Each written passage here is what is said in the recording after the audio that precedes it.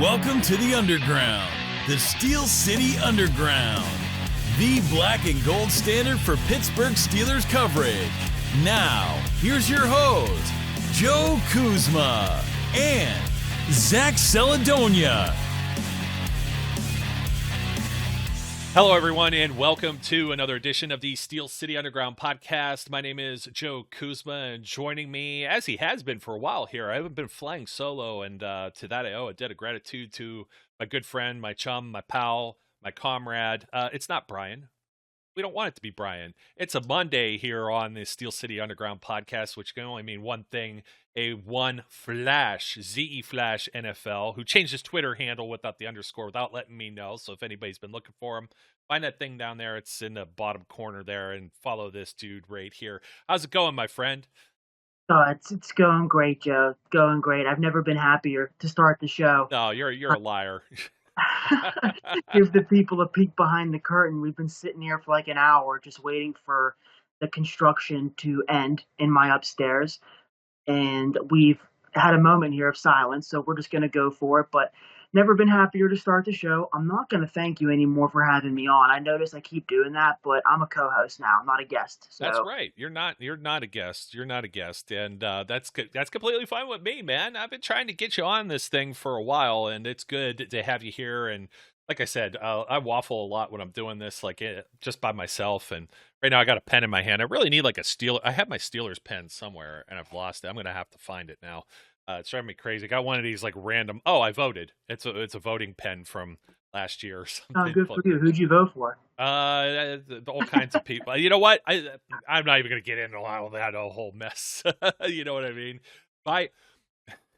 It looks like connect the dots when I vote, because like even if there's somebody that's running like unopposed in a local race, I won't vote for them if I don't know who they are or what they stand for, and it's got to mess up like I'm probably the ballot they throw out.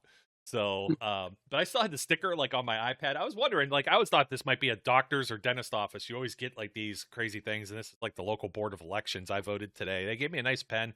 It's got like the little smart thing on the top too. So, but for iPads. Yeah, the touch screen. So that's really cool. We've been chilling, just talking about random stuff here, and hope your Easter weekend was good. Not only our listeners and viewers, but yourself as well, Zach. But you had some people working on some things over there. It's snowing outside. I thought my fear today was going to be the landscapers. I'm like, they're going to finally come out for the first time this season. Yes, this season. So the Pomeranian puppy that's been running around, my daughter's dog, the grass is as tall as her. And I showed you the photo as we're, trying to wait this out.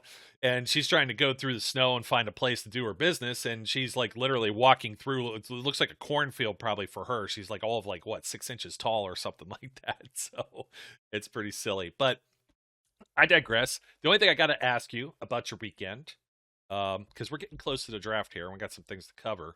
But I need to ask you a very serious question about what you had to eat for your Easter dinner. You didn't do, I know you're a McDonald's addict. Did you get any McDonald's this weekend? Yeah, Joe. Not the most proud weekend of my life. It was payday on Friday from my real life job on the show. And on Friday, I got McDonald's. And on Saturday, I got McDonald's. On Sunday, yesterday was Sunday, so Easter, so I'm mixing it up. It was a McDonald's, and an Arby's trip is what I did. Ooh. So I DoorDashed the one day. The next day, we were grocery shopping, and we passed the McDonald's, and we stopped to fuel up. And then I got Arby's on Saturday night, DoorDashed. So health aside, I'm wasting way too much money on fast food. And if there's one thing I need to work on as a person, it is not spending my money on fast food that is gone in like a 5-minute span once it gets to my house. Yeah, 5-minute span. But you're the 20 nuggets guy, though. Is it really going that quickly? Yeah, I have an issue with eating stuff that I really am looking forward to eating. That's a big part of food, is the anticipation. And once it's in front of me, I have no control. Absolutely, man. I'm not like much of a beverage guy, believe it or not. Like when I eat, like I could drink before I eat, I could drink after I eat, and that's also for the adult beverages. That's what I'm usually blowing my money on. And craft beer, some of the prices of the craft beer that's out there is just insane. So Yeah, but you know what? I did not have any McDonald's over the weekend, but ice cream is my vice. I was telling you about that, and that's just a little bit of the insight. But I did the traditional, the spiral ham type thing, and just some of the other fixings on the side. I had these really nice, like they came from the grocery store. It was a this buttery croissant, and it was like just so flaky and just I don't know, just a little bit of offsetting banter there as we Oh, try. dude, yeah, I still had good Easter food. I made mistakes, and I'm not proud of my fast food that I inhaled over the weekend. But Easter was still Easter food. We had deviled eggs, ham, cheese, broccoli, Ooh, coleslaw, you name it. It I was should have came to your it was place. all done. Yeah, I should have came to your place. It's like my little one, the 8-year-old, she's getting to that age where Easter egg hunts are going to be behind her soon enough, and she's been robbed like the last 2 years because most of them have been canceled with COVID. But this place we went to, 10,000 real, hard boiled, hand painted eggs for the egg hunt. So we did that yesterday afternoon. I guess it's like it was 35 years that they've been doing it, or 35th one that they've done. I think the last 2 years with all the COVID stuff, they weren't able to run them. But anyways, we're kind of in segue time, the Easter egg hunt. And we're in that particular part of the year where it's like, okay, we've got all these visits and everybody's going to see different teams and the Steelers. This is part of an Easter egg hunt too with the draft because we don't know necessarily where they may end up and who might be there at pick 20. So we've got some more guesses here. This isn't going to be Brian and his insane mock draft stuff. We've got some maybe realistic options. And we're our realistic options. I guess what we should start with is whether or not we believe the Steelers will trade up, because I've been kind of in the camp of nah, I don't really see it happening. And the main reason is that they just don't have the draft capital that they used to have in recent years. And there's also going to be a regime change here. So Kevin Colbert might not be, and we still haven't heard anything about the GM, but I'm assuming it's going to be in-house. It's probably Brandon Hunt. That's just why we haven't heard anything about it yet. And people are all freaking out. Oh, are you going to let the guy that's leaving make like all these decisions and then leave it for the other person? And it's like, well, it's not that big of a deal if it's the person that's already there. They're already part of the decision-making process. So we could see something. We could see something uncharacteristic. We've seen them give away a first-round draft pick for Minka Fitzpatrick a few years ago. We've seen them move up for Devin Bush. But as we're sitting here, is there somebody that we actually feel they absolutely must move up for? Because I've been of the camp, everybody and their brothers like quarterback. I think it's like they know that they want to go somewhere with quarterback, but they're just doing all of this year to make sure they don't pass on someone, this year if they have the opportunity and it's the player that they want. And they do their homework and they say, none of these guys really fit. They're still going to visit with all of them and make sure that they don't fit, as opposed to, we're just going to write this guy off and then making a huge mistake. Yeah, like 99% of Steeler fans do. I Yeah. don't know this name. I don't like this name. Don't pick them. I don't know if they're going to trade up. That's been something I haven't been able to pick a side on here so far during the draft season. There's been plenty of, air quotes, NFL experts that have predicted that we'll trade up, even putting it in their mock drafts. I know that when the draft season started, it seemed as though pick 17 was a common place that experts had the Steelers trading up to for Malik Willis, if he falls that far, the quarterback. But outside of that, you make a really good point about this being Colbert's last year and not wanting to set the next guy up for failure necessarily. And, trading away a future third-round pick or a future second-round pick even isn't really mortgaging the future, but you got to get into how far do they want to go up. If they want to go up 3 or 4 spots, it won't cost much. But if they want to get into the top 10, it'll cost a pretty penny. And you make a really good point about, Colbert leaving. And thing is, he doesn't want to leave the Steelers in shambles or any kind of mess or leave his legacy with any kind of black spot. Ozzie Newsome, the Ravens' former general manager who was there forever, really well-respected general manager, as much as it pains me to say that, he was known to be leaving the Ravens a few years ago, but he was going to leave after the draft, just like Colbert. And that final first-round pick Ozzie Newsome made was Lamar Jackson. So, and he traded back in to grab Lamar Jackson at the end of the first round. So Colbert wants to do something, I believe, to help the Steelers towards the future and leave a good impression with fans and his legacy. And I don't know if trading up and giving away some picks to get too high is really going to go along with that goal of his. Hearing your opinion and your thoughts on trading up has kind of helped me gain some clarity, actually, because I'm really starting to think they're just going to stay at 20 and see how the cards fall. The only guys I could see them trading up for, honestly, are Malik Willis and the potential of Kyle Hamilton, the Notre Dame safety, because all these rumors have been coming out, not even rumors, but theories that he may fall in the draft because his 40-yard dash time wasn't up to par with the rest of this class. Now, the 40 isn't all.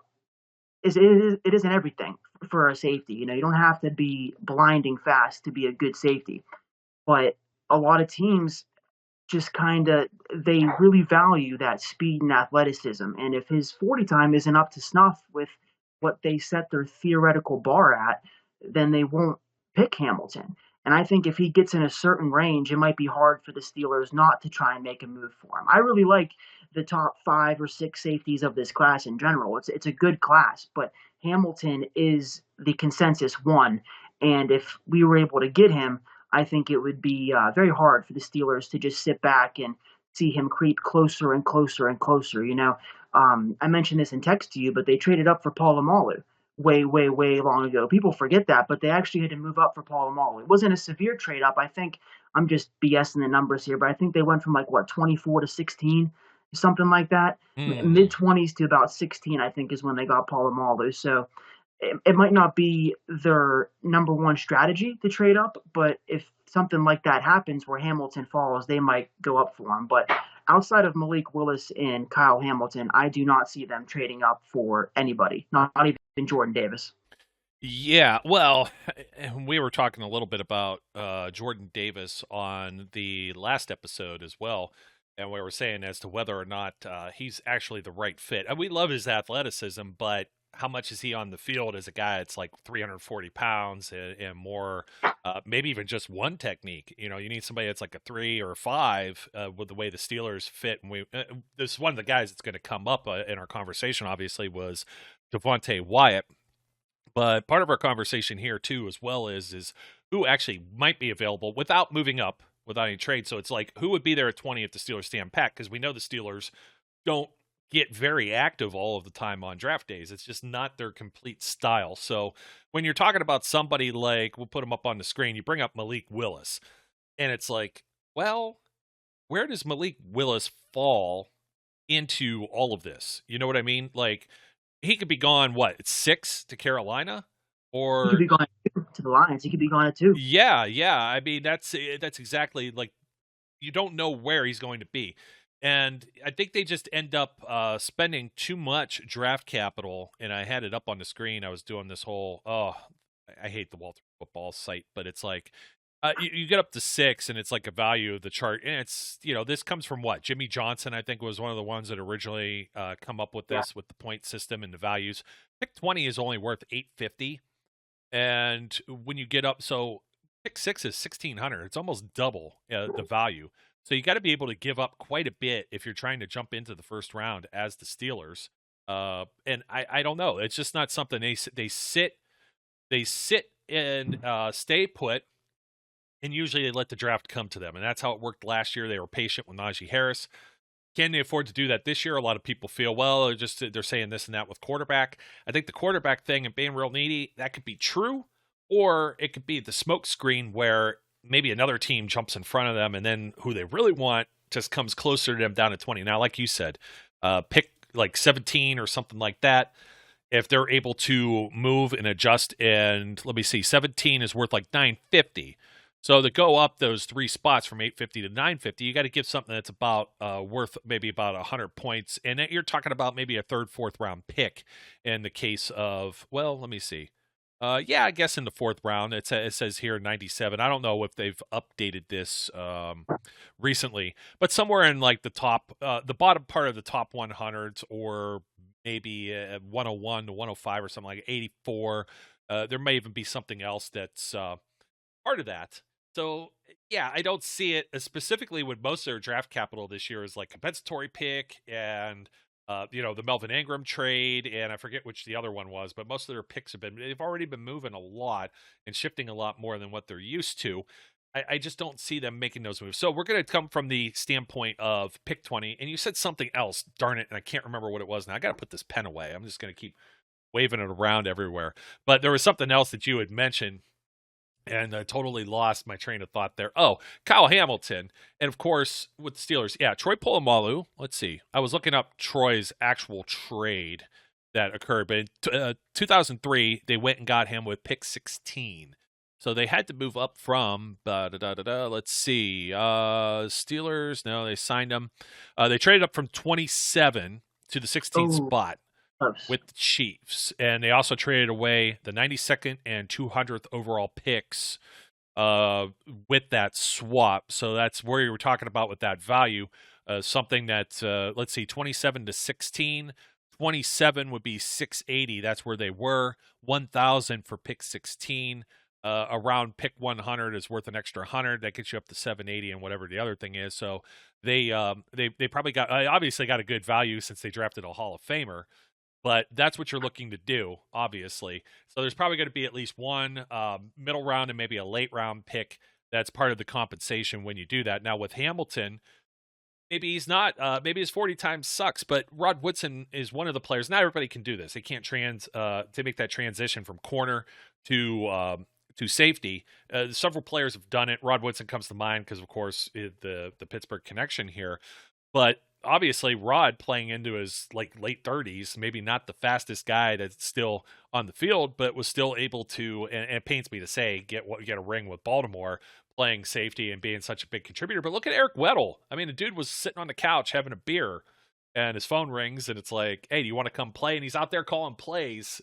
He's wearing the green dot in the Super Bowl. It's absolutely crazy. So, but I'm not saying those are players that are already, their foundation is they're greats. You know what I mean? I don't know if Weddle's a great player. I don't know if he's a Hall of Fame level player, but who am I to say? He burned the Steelers. He spurned them years ago. So I have a lot of animosity towards him for not coming and going to Baltimore.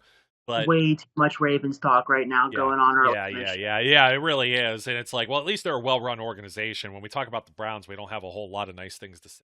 So there's nothing wrong with saying some of that stuff, Zach. It's you're giving props where it is, and it's the exact type of scenario where you're talking about Ozzie Newsome and moving on to is it Eric DaCosta? That's the GM there now. I'm trying to get the name on the top of my head. That's what I was wondering. I'm not sure if he was in-house or not. I didn't bother to look that up, but yeah, I'm pretty sure he's the GM now, DaCosta. Yeah. So I mean, there's nothing wrong with giving props there. It's just showing the blueprint that when you have a well-run organization, they're not looking to change the GM mid-flight. The GM season is through the draft. It doesn't start when these other fly-by-nights, these teams, they have to hire people instantly in January when they're out of the playoffs because they're just, they're clearing the slate once again and starting from scratch. So that's the reason why it's different, and that's with the Steelers. And it wouldn't surprise me again. Maybe we get that announcement following the draft. Maybe Kevin Colbert's got the bug and he's going to stick around a little longer. Dick LeBeau did that for quite some time as well. So you're going to have that where it happens. Keith Butler had to wait in the wings. And some people don't understand. They're like, why does Colbert get to stick around for the draft and then leave? Because even though it's this way for us fans and analysts, but draft season for us starts after the Super Bowl. For Colbert and other NFL GMs, they're looking at prospects for the draft as soon as the regular season starts. So Colbert has been scouting and researching and traveling for the Steelers since September, probably earlier. So that's why he gets to stay around and help us with the draft, because otherwise, what, are you going to hire a guy at the beginning of April and hope he can cram and get the needs down and get the feel of the team down? It makes perfect sense, and it's a smart move to let Colbert stay and do the draft with us because he knows more than anyone else in the building besides maybe Tomlin or Rooney. Yeah, absolutely. And so, with all that said, we're going to look at some names that would be available at 20. Steelers stand pat. I agree, though. Hamilton's there, but we're thinking Hamilton probably wouldn't be there. We're thinking maybe Jordan Davis. We have a few names that might not be there, but then again, when we're talking about, we probably have like a dozen names we're going to throw in here. There's 19 picks before the Steelers are on the clock. So they can't all go. Maybe they can, all 12. But we're not, Malik Willis is not part of our list. Kenny Pickett is not part of our list. We think they're going to be gone. Aiden Hutchinson and Icky Wuma, the tackle. That's probably going to be from North Carolina State. Yeah, he's probably going to be, he's got to be top 5. He's probably top 3, more than likely. But it all depends what kind of wackiness. We've seen things with Panay last year, ended up going, 6th? Even the Bengals passed on him for Jamar Chase, which everybody was very much so shocked about. So you're going to have these things that happen. I don't think that every single player will be off the board that we talk about here, and I don't know that all of them are going to even be first rounders, but it's worth bringing up. Do we want to stick in the quarterback realm? Because dude, I mean, this is my idea. First of all, let's get it going here. It's my idea. We're doing a top 5 of players that we both want at 20 and both have a realistic chance of getting at 20. We're also doing a not top 5 of players we would hate at 20. The thing is, this was a very, very, very hard exercise for me because I am always trying to preach during draft season that there's only 32 first round picks. Not everybody can go first round. Don't tell me, oh, he's going to be gone. Oh, he's going to be gone, because that gets under my skin so easily. You don't know. There's some guys you know, but you don't know them all.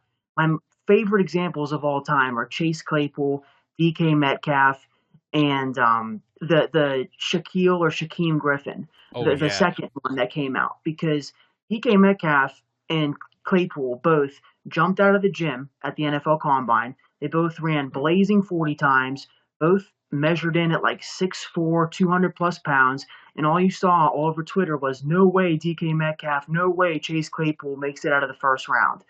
Both made it to the second round. And Griffin, I feel bad not knowing his name, but the second twin who came out who was missing the hand, after he ran like a 4.3 or whatever it was, people were like, no way this guy makes it out of the third round. He didn't go to the later rounds.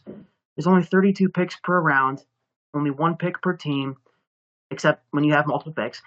So this was hard for me because I genuinely think like top guys can fall. They always fall. But I tried to like take off my flash colored glasses and like think in a unbiased and take a step back kind of perspective. So it took me a while, but I got my top 5 here of guys that I think we could get and should get, and my top 5 of the guys we shouldn't get.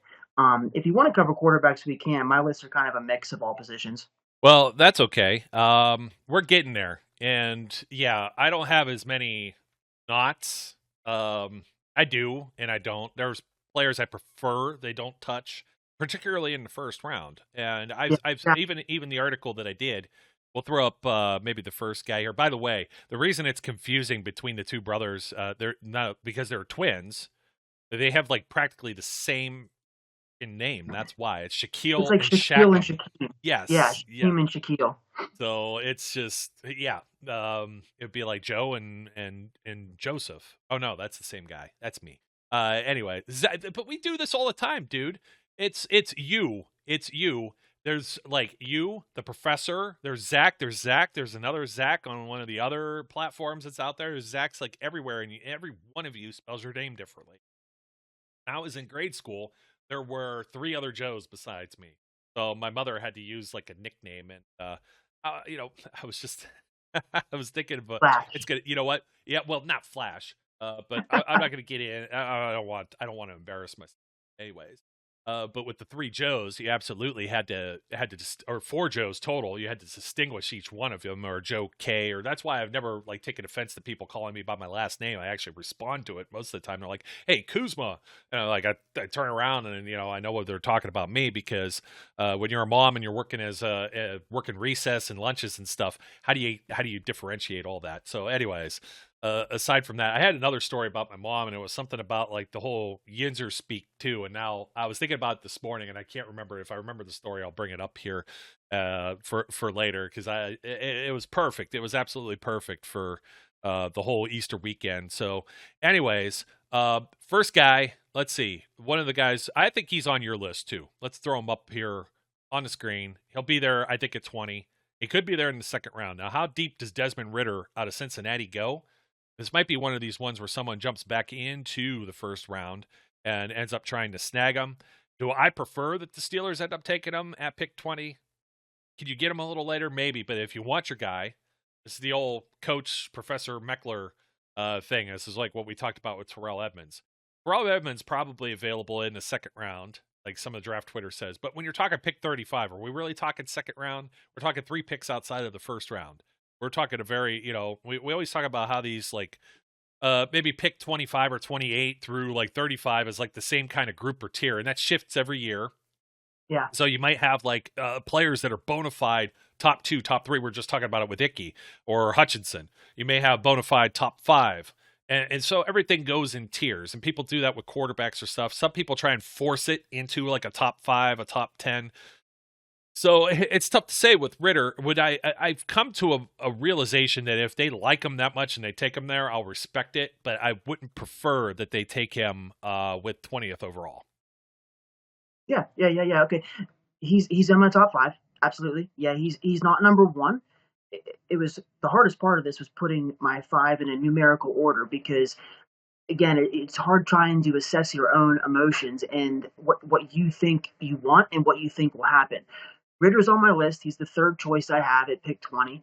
I am of the camp that thinks they could go quarterback first round, and that would be an exciting pick, and I would get behind it as long as it's one of the guys that I want, and with the condition that rounds 2 and 3 minimum, the Steelers pick guys in those rounds that can come in and play right away and make contributions right away.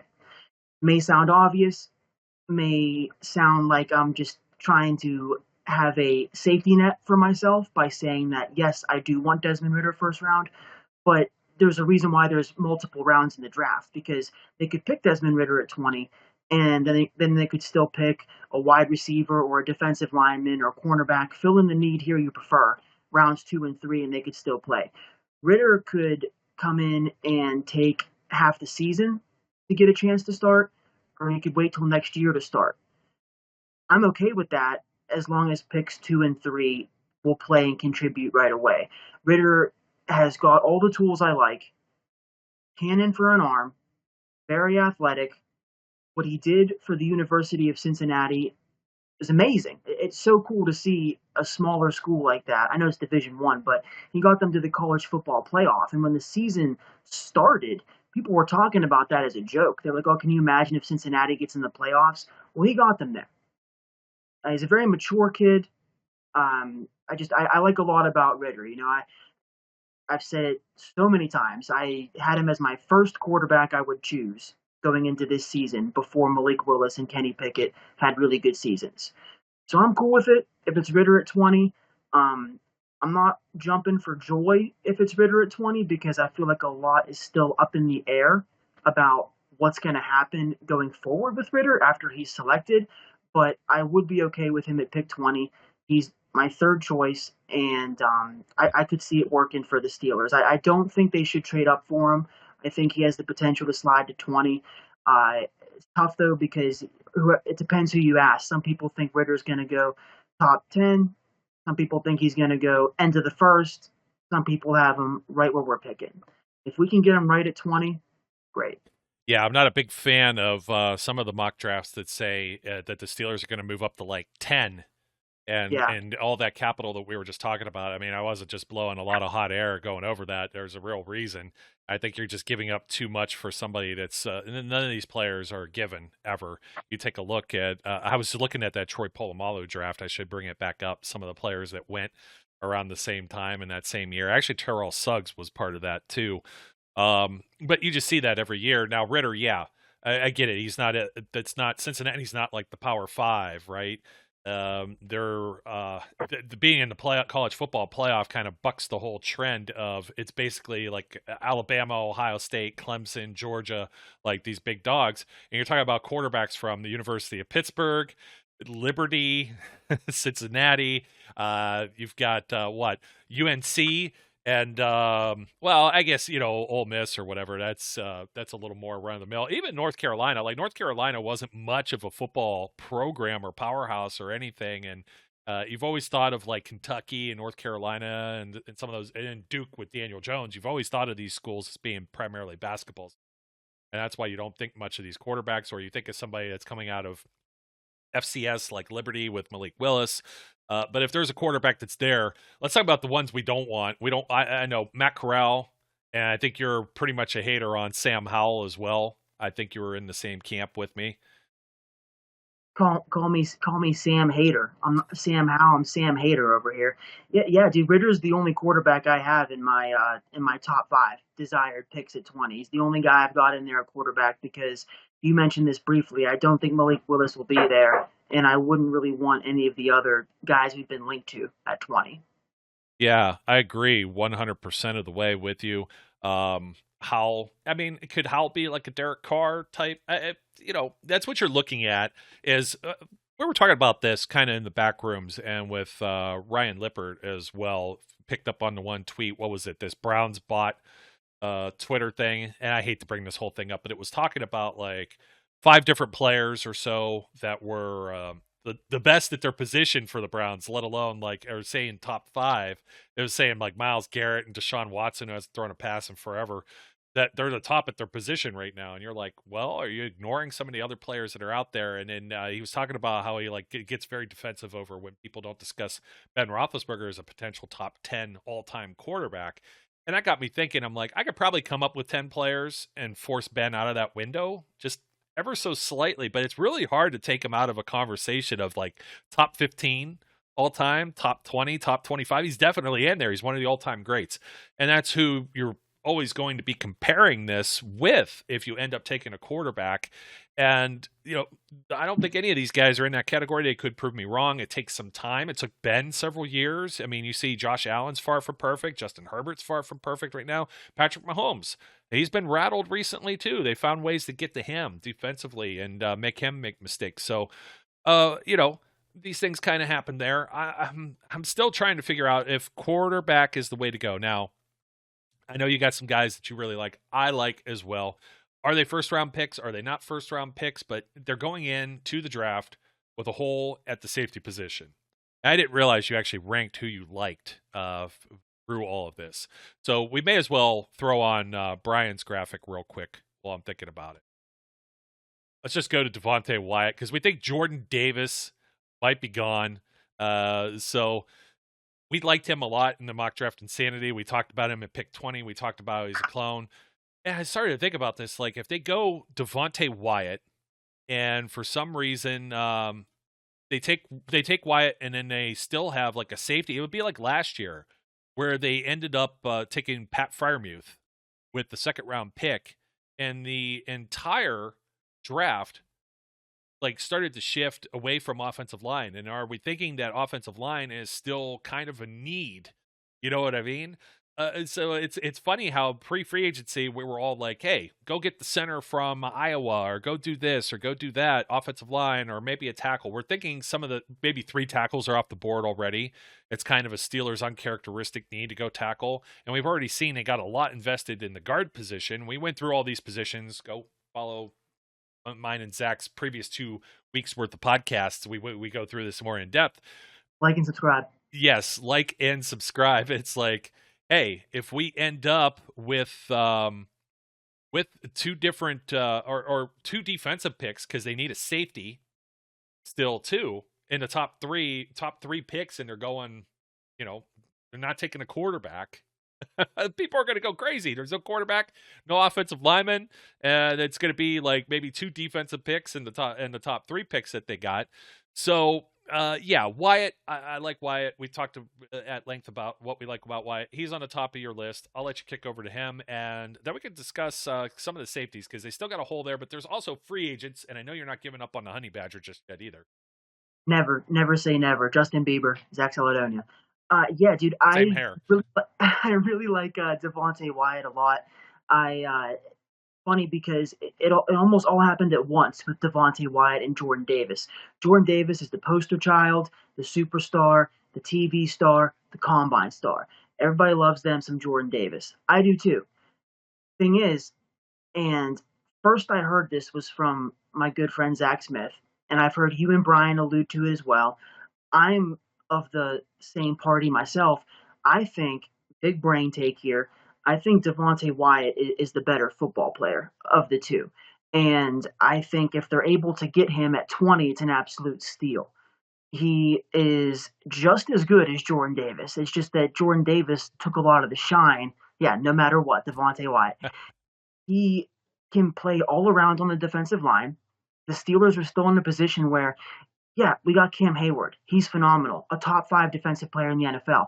But outside of him, who do you have? Yes, you've got Tyson Allawalu coming back. I'm pumped for Tyson to come back, but he's like 36. Stephon Tuitt, again, still don't know what's going on with him. Would love for him to play. It's not a certain thing. Chris Wormley, solid player. Loudermilk, developing well. Adams, solid player.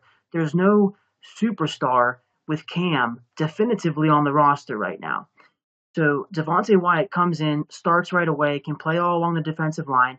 I don't want to hear about the sack numbers. I know he only got, 2 sacks last year? I had it written down somewhere, but Cam Hayward, his senior year at Ohio State, had 3.5 sacks.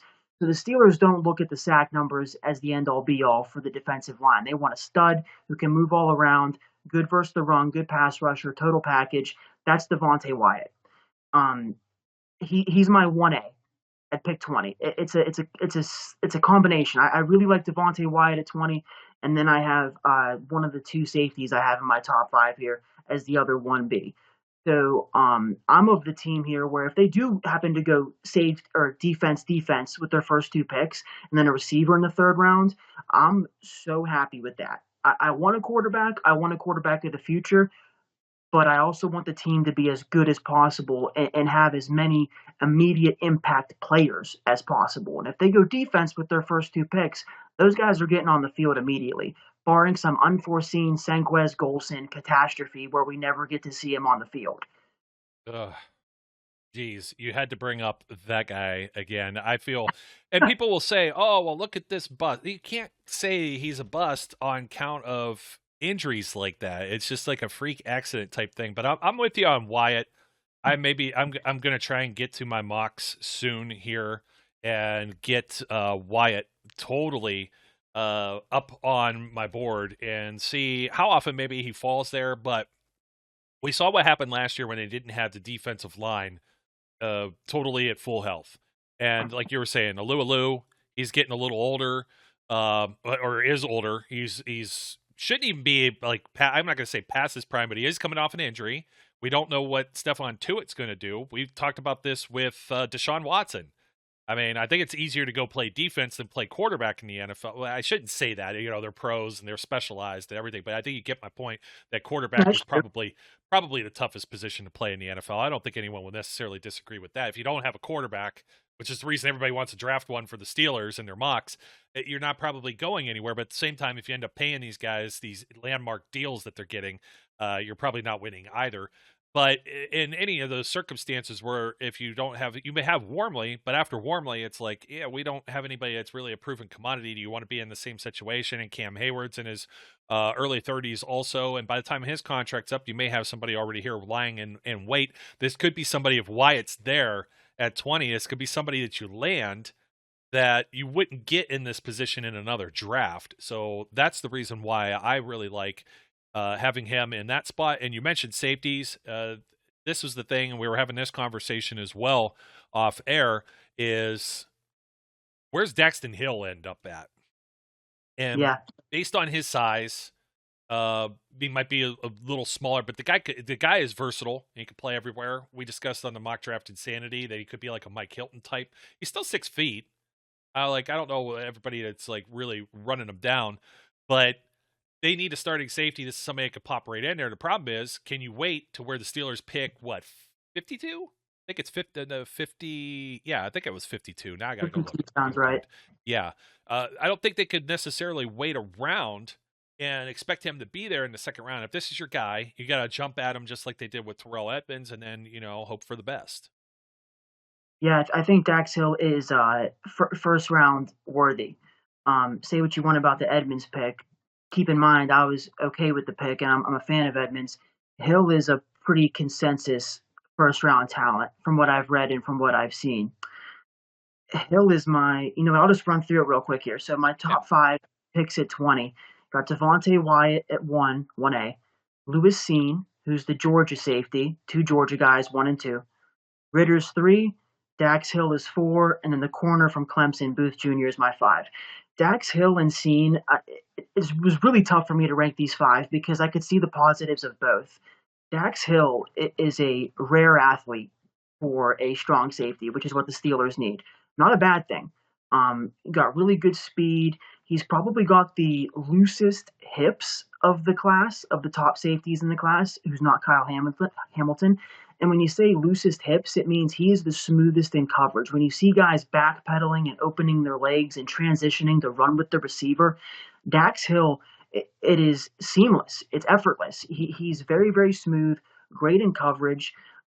Like you said, he can be moved all around the secondary, which the Steelers love versatility in their defensive backs. I mean, every team loves a good versatile defensive back, but the Steelers really seem to prioritize it and hone in on guys that can be moved around. Smart guys, awareness level very high.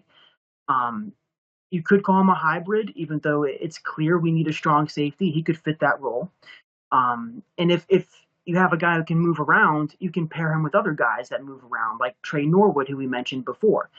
The Steelers have gone on record as saying, Minkah had a really impressive season in 2021, coming up, filling, making tackles, being physical, being a leader the secondary needed, but they want to get him back to his 2020 season, where he was used more in the back of the secondary, 2019, 2020, because that's what he's best suited to do. So Jax Hill could be a good complement for him, despite the fact that he's rangy, just like Minkah. It's not a bad thing to have 2 rangy safeties in the secondary. So Daxton Hill, I am A-okay with him being the pick at 20. I think he would come in and immediately start. I think he's got all of the classic attributes the Steelers look for in a safety. And if you take him at 20, then you can rest and you can know that you already picked one of the top safeties of the class. Going to come in, plug and play, start right away. Round 2, reassess your needs. Maybe look at defensive line or receiver at that point. But Daxton Hill is a really good safety in this class, and I have him personally. He's my 2. He's my 2 on my safety list. Kyle Hamilton, Daxton Hill is 2, and then Lewis Cine from Georgia is 3. Yeah, that's right. I have seen higher than Jax Hill in my desired top 5 for the Steelers pick at 20 because Cine fits a little bit more of that classic strong safety role. He's a bit more of a thumper. He's 6'1", 200 pounds. Hill from Michigan is only 6 foot 190. Not that big of a difference, and when it gets down to actual playing weight, that's going to fluctuate. But Cine hits like a freaking dump truck, dude. He comes up and he fills, not afraid of anybody, sticks his nose in the fan. I really like his mentality, dog mentality, as we've come to call it. He jumps out on tape. His energy is awesome. He's got special teams ability. His man-to-man coverage is good against tight ends and running backs. And when you think of the Steelers' strong safeties, that's often what they would ask Terrell Edmonds to do, was match up on tight ends, match up on running backs. He'd get exposed matched on receivers, but that happens to a lot of strong safeties. In fact, Cine isn't recommended to be trying to track down a receiver 1 or receiver 2. But man-to-man on a tight end or running back, good. Another thing I mentioned, or not mentioned, another thing I noticed in Cine's film was a lot of times his pass breakups that he was able to accumulate over his career, they came after the ball already hit the receiver's hands. Cine made a habit of fighting through the receiver's hands with his hand after the ball got there, perfectly timing up the ball and breaking it up. No pass interference. That is textbook defensive back play. He knows what he's doing whenever he sees the ball come in, hits the receiver's hands, and he gets it out of there. That is not easy to do by any means, and he does it more often than not. That really impressed me on Scene's tape. Good size, good leadership, ball skills. I really like what he offers. Yeah, I was trying to, maybe I was going to pull in like a highlight here, but I didn't have it on deck, so I apologize. But most people aren't talking about him. It's very interesting to see where maybe his NFL comparison by Lance Erline on NFL.com, I should say, by Lance Erline, who does the NFL draft analysis. Jeez, can't talk. It says his comp is Anthony Harris, which would be pretty nice to add into the Steelers secondary. So kudos for you for that one. I know I'm all over the place with some of the other picks. Jax Hill, that's kind of the part is he's versatile, and the Mike Hilton comp. I mean, Mike Hilton was what, 5'10", 5'11", 190-ish. That's kind of where you get the same thing where you're splitting hairs between an inch or two of size. But they measure everything. They're measuring Kenny Pickett's hands down to the quarter inch. I mean, it's absolutely wild. I got to wonder what it was like they draft in the 70s or something like that. It's like, okay, hey, would you like a pack of cigarettes? Like, here's some Marlboros. So that's kind of like a way the guys were smoking on the sidelines. It's way different the way the athletes are in this day and age. So let me see. Who else can we pull up? You've got Lewis Seen, Jackson Hill. You were talking corners. We were still going defense here. And I'm trying to think. I don't think I had anyone else defense. I did have somebody that might be there at 20. And this is a good spot maybe to bring this player up, because I'm going to put him on screen right now here for you, Zach. Oh yeah, this is one of your stay aways here. Derek Stingley Jr. out of LSU, corner. I think part of the stay away isn't necessarily that the talent that's there, but it's kind of like between COVID and having some injuries. He's played like 10 games over the last 2 years. This kind of falls into, was it Sidney Jones a few years ago? That was one of the players that really had never really panned out with the NFL career. And I believe Sidney Jones, though, may have got hurt in a pro day too, and that didn't help his stock. But you can't deny some of this, and you take a look at some of the other career trajectories of players in that similar. That's the reason I bring up Jones. Like, what do you do with a guy like Stingley? Like, even I think round 2, I'm not sure. The Steelers just don't come off as a team like this that takes like a gamble or a risk on players who have this sort of injury history. Yeah. Round two is a whole other conversation. That I'm open to a lot of things. Round 2, you get enough drinks in me, I'll do anything round 2. But you're not open to Stingley though. No, not round 1. In round 1, okay. Correct. Yeah, I'm really not. And like I already said, this was really hard for me because I try to find the good in any potential Steelers pick, especially an early pick. But when I really wanted to sit down and try to grill myself here, I looked at the 3 corners that the Steelers have shown interest in. And that was, Derek Stingley Jr. from LSU, who you just mentioned, and Elam from Florida, and Booth Jr. from Clemson. And when I looked at all 3 of those guys, Booth Jr. just jumped out to me as the guy who had the most production. He fits what the Steelers want to do. He's got great size, great athleticism. They sent the house to Clemson to watch him. So Booth Jr. is on my radar as an okay pick at 20. I'd be fine with that. Stingley, the lack of production and the injuries and the time off the field, that's just too big of concerns for me. Is he a talented player? Yes, I'm not blind. When he was a freshman at LSU, people said if he would have went to the draft, he would have been picked top 10. And Elam from Florida, same but different. Not as many injury concerns, but the lack of production is concerning to me. He doesn't have many interceptions and smooth player, but again, this was an exercise where I was really trying to be decisive in my picks. And yeah, Stingley and Elam are on my preferred not top 5 for pick 20. Yeah, got you there. Loud and clear. I didn't put anybody in a complete top anything. unfortunately. So I can't say, but I said I had my potential fits, and I said that Stingley could be there just because I think they did dinner with him too. Now I got to take a look again and think It's very possible for sure. yeah, but you know what? At the same time, like they're doing some of these dinners with just about anybody. You can't always you take it to face value. Hassan Haskins, like they did dinner with him. He's not going to be the first round pick of the Pittsburgh Steelers, the running back out of Michigan. So that's not going to happen. You were talking about some of the linebackers. They took a look at John Ross from Michigan, Nakobe Dean from Georgia. You're not a fan of any linebacker, first round pick particularly, or pretty much maybe even in the top 3 for the inside backers. That's the last of my preferred not top 5 at 20. That'd be a linebacker. I gave the people my whole top 5 preferred at 20, and now they know my whole top 5 not preferred at 20.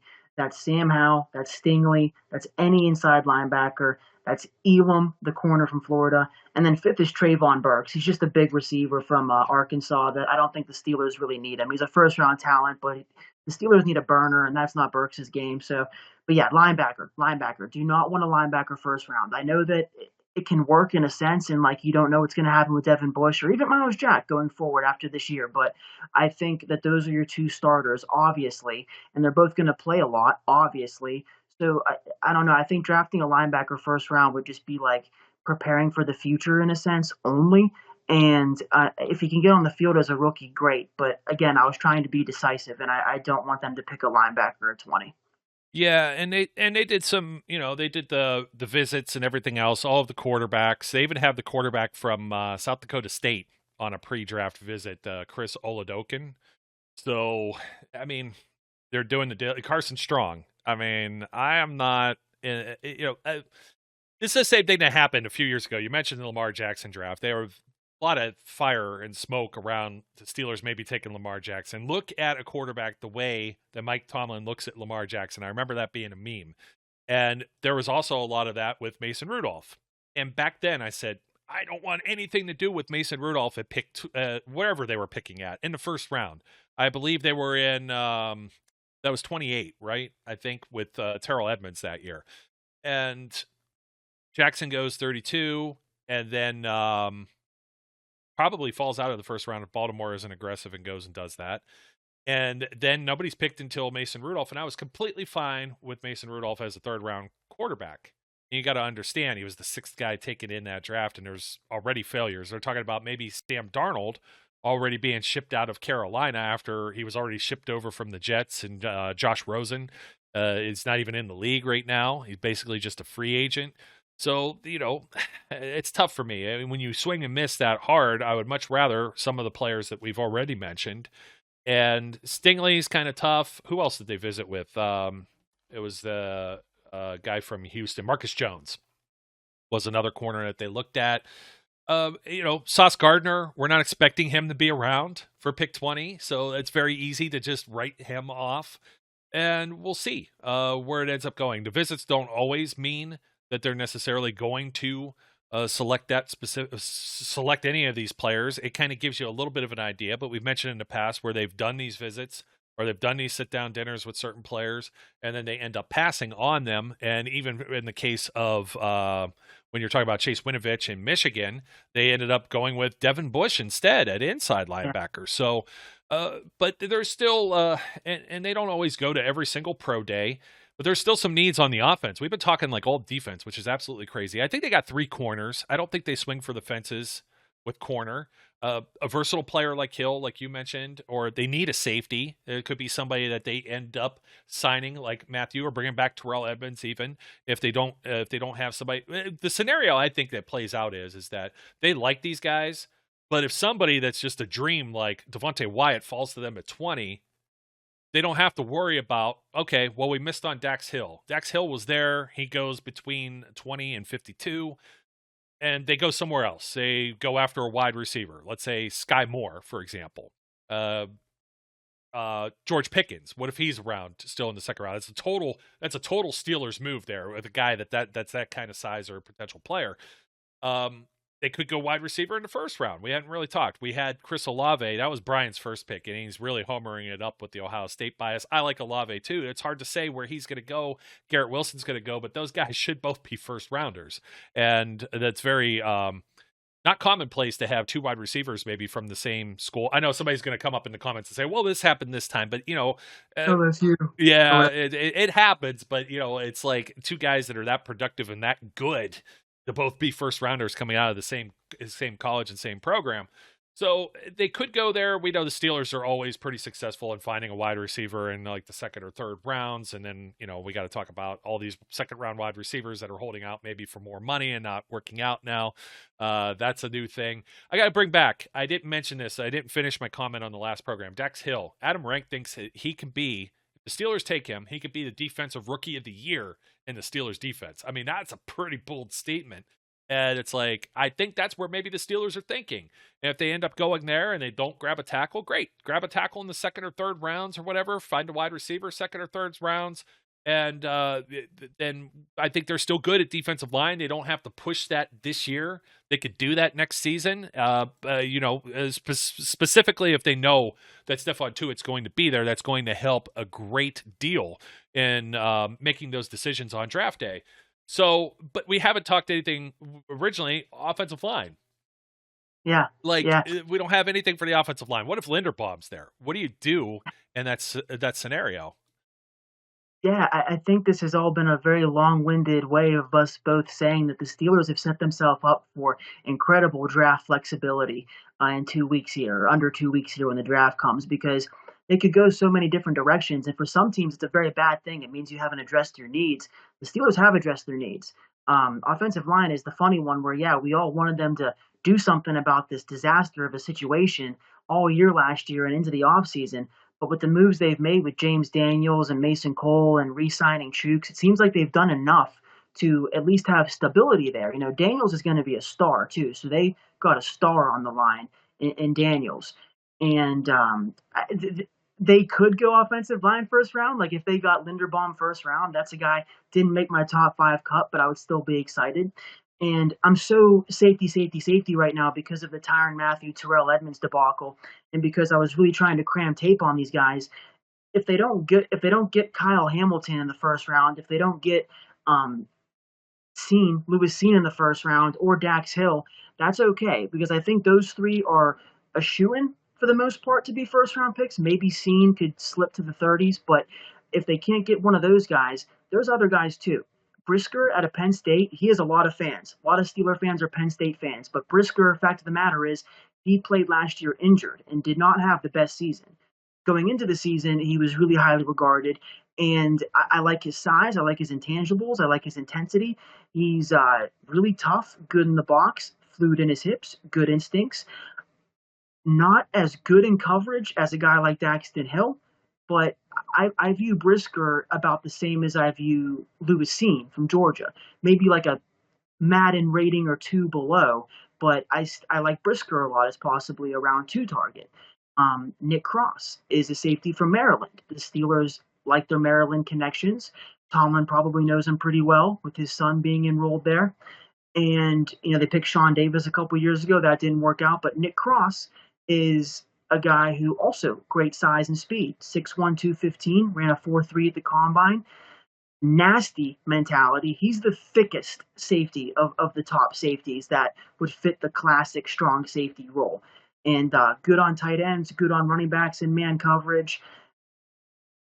There's another name for the people. So they don't have to go safety round 1. They could get a guy round 2, potentially round 3, because sometimes safeties will fall. You're seeing it with the free agent crop right now with Mathieu and Terrell Edmonds not being signed yet.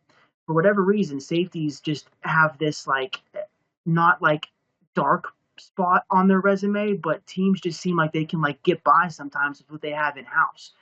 So they could go anywhere. Well, let me cut in on that for just a second. I think part of it is you got to go cheap somewhere. Yeah. Thank you. That's part of it. You're structuring a roster. It's part of the business. You have a salary cap. You absolutely have to do maybe you just roll with like somebody that's on a rookie contract. Sometimes you just have to do that, and whether that's a second or third rounder, that could be possible as well. So, um, kick it back over to you, but that's just been my thought on this whole thing as to why Matthew remains unsigned by several teams, because the Steelers aren't the only team that are probably looking or thinking this way. And Kyle Hamilton's even being visited or had some visits with Dan Campbell and the Lions at pick number 2. I mean, Yeah. he could be the second overall guy who was considered heading into this whole process, one of the best athletes. And just like you said earlier, his 40 time is what has most people concerned. So I think a lot of teams are looking at safeties and whether they get one in the draft or then they swing back around and grab one of the free agents. Matthew and Edmonds probably won't last beyond a week after the draft, I would imagine.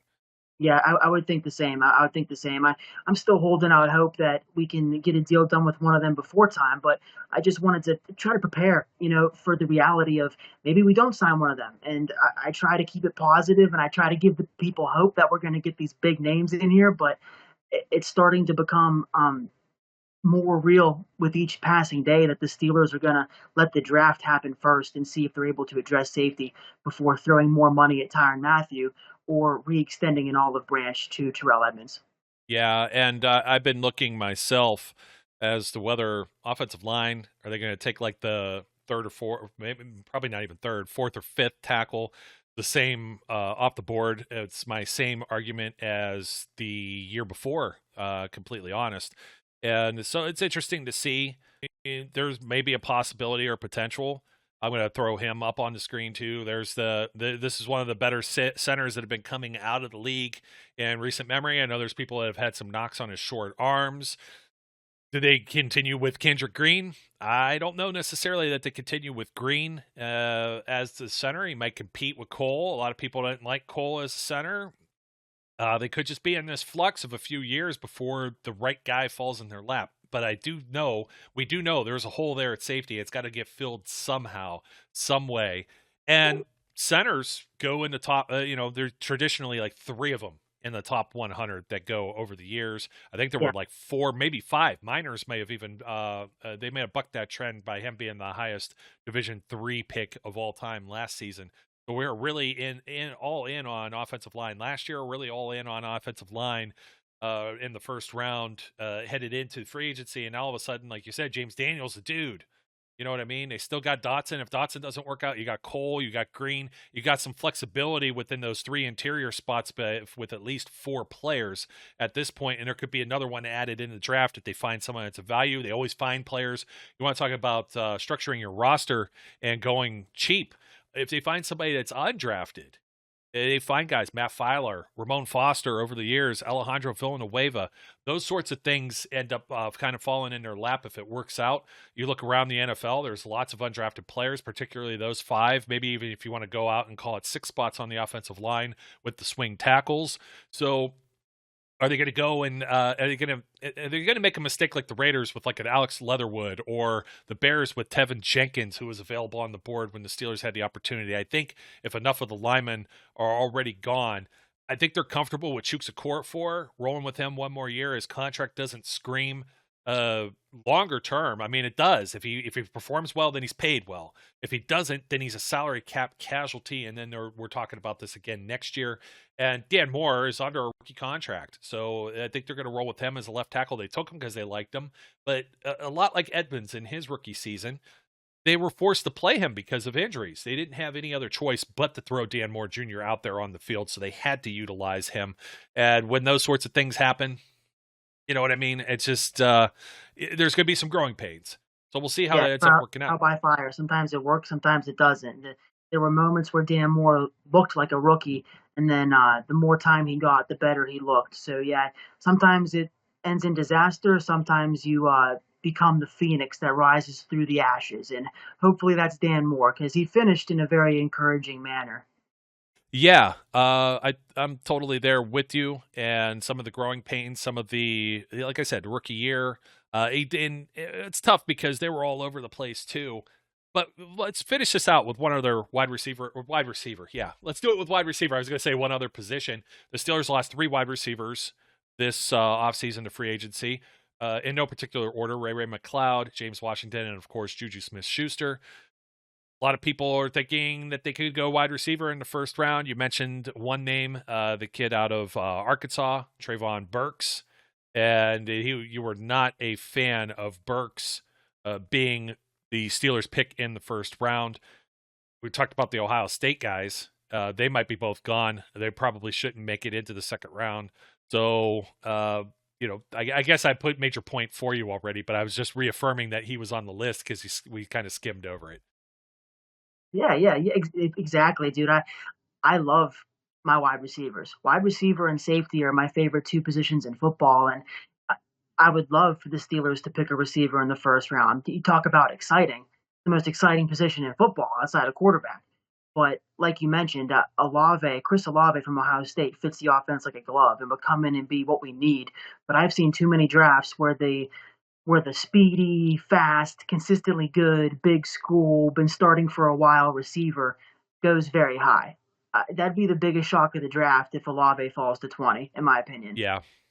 And I would love him, but I just don't think it's possible. I think I think him and Wilson both will be gone.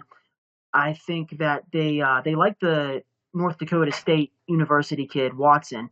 He's got talent. He's huge, good speed, good hands, good routes. I've heard people compare him to a faster Keenan Allen. So I've got my eyes on him. I have no real clue on when he's going to go, because some people think he could go end of the first. Some people think it's more going to be a mid-second round kind of guy. But I just, with how this class is and what the Steelers need at receiver, I'm starting to think more and more they're not going to go receiver round one, because there won't be a guy there who's worthy of it that fits their offense. Burks is a heck of a player. He's very talented from Arkansas. I just don't think the Steelers need another big-bodied guy unless he has blazing speed, which Woodson from North Dakota State offers. Burks doesn't really offer that. I think the Steelers need a guy to take the top off the defense, fast guy, maybe a guy who can help in the slot a little bit. And there just aren't many first-round guys that really fit that bill that I think will be there at 20 for them. Possibly. I mean, I was looking over Mel Kiper's mock real quick just to see where some of the players land. By the way, I goofed. It's Traylon Burks, not Trayvon Burks.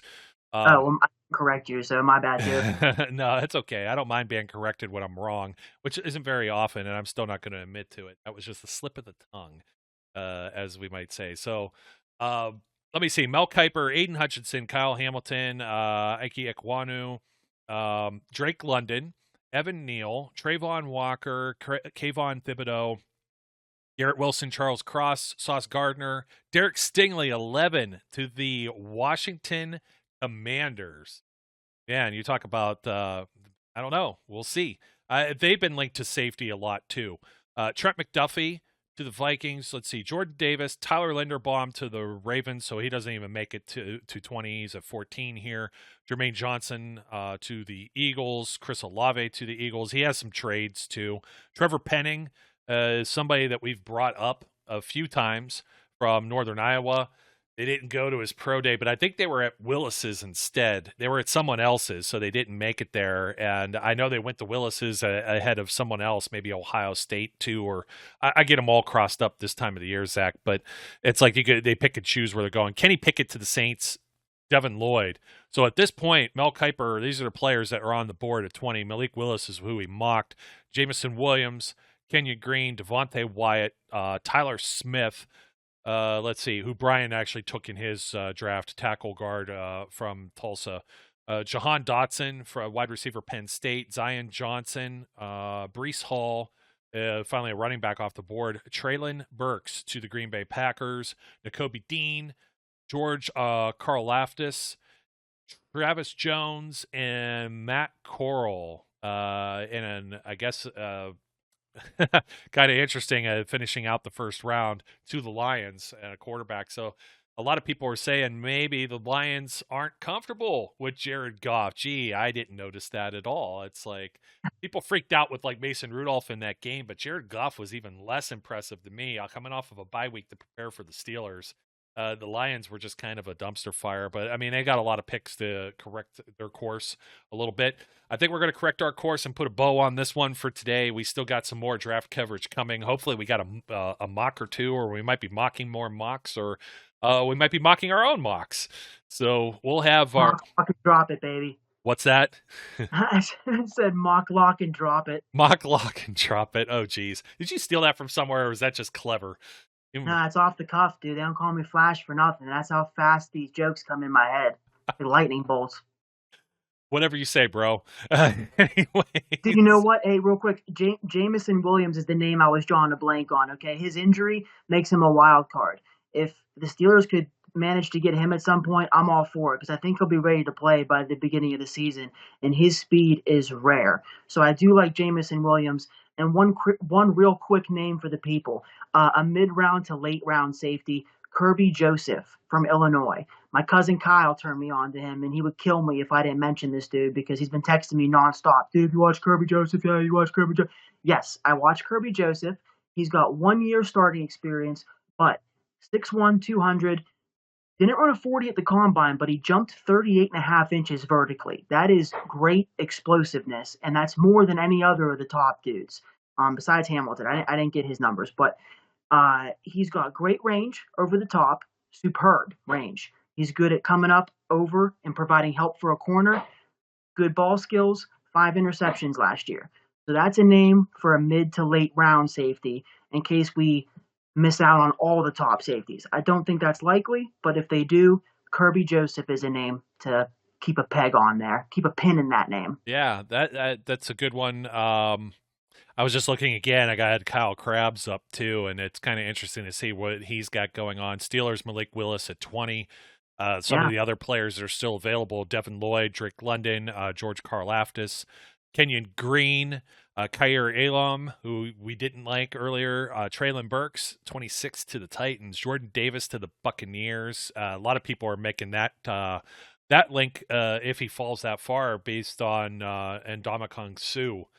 Classic. Not How much help does Tom Brady need?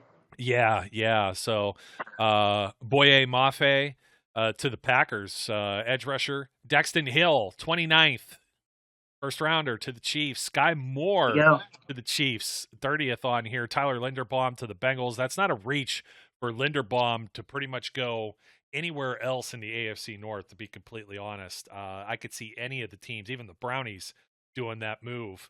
So, but Linderbaum, I don't think he sneaks out of the first round. I'd be heavily surprised. And Nakobe Dean to the Lions with the last one.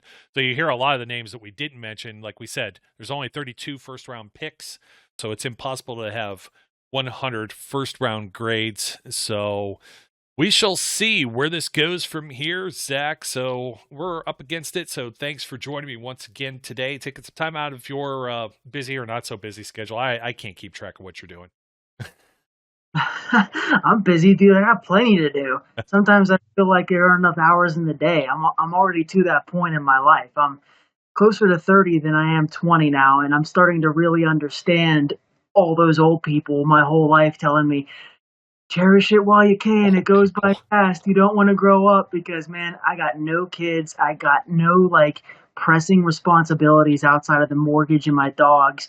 But, yeah, I'm a busy guy. So thank you for thanking me, but I'll always make time for you. I'll always make time for the fans, and I'll always make time for the Steelers. Yeah, you were already saying, and I don't know if we caught this in the show or we're somewhere in the middle of excavation in your place, but it was like you said something like, "Oh, you weren't going to thank me," and then I thank you anyways. But that's just customary, you know what I mean? And yes, us old people, as I'm starting to become here, I'm catching up with Brian.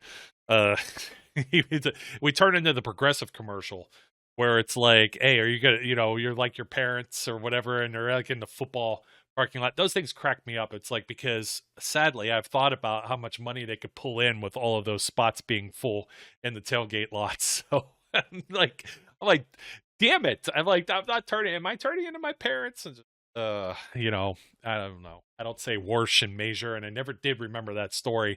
It's going to come to me later, and then I'm going to remember it next week. I'm going to jot it down. So thanks, buddy. I mean, I do appreciate it. Everyone else appreciates it, except for those people that don't, and they've been vocal, and they still listen anyway. So thanks for tuning in. If they lasted this long, 2%ers. So we appreciate you. And let's put a bow on it. Don't forget to like, comment, subscribe, all of those great things that we encourage you to do. Sky's the limit. We got the draft right around the corner. Got some more things coming your way. So until next time. My name's Joe Kuzma. His name is Zach Celadonia, the Flash. And until, as always, I was going to say until next time. I was repeating myself again. But as always, we encourage our listeners and viewers out there to be safe, be good, and we'll catch you later. We would like to thank you for listening and remind our listeners to follow us on social media and our website, www.steelcityunderground.com.